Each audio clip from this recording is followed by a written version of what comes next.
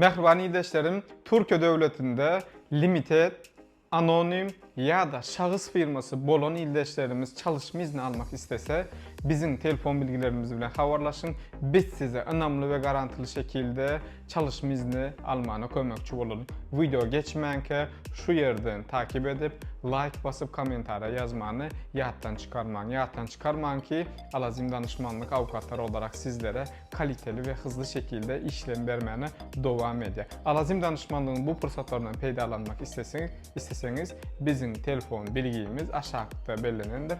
Profilden de görüp bize can edip ya da konum isteyebilirsiniz. Biz dine edecek işlerimizi yüz yüze, önemli ve garantili şekilde boynumuza alıp önemli şekilde etmene kömekçi oluruz.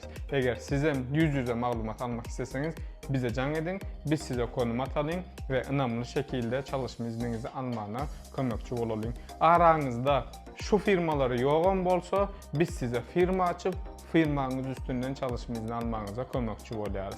Alazim danışmanlık avukatlar olarak sizlere kaliteli bir şekilde hizmet vermeye devam eder. Önem sizden, kalan bizden. Hoş sağ olun, sağlıkta görüşelim.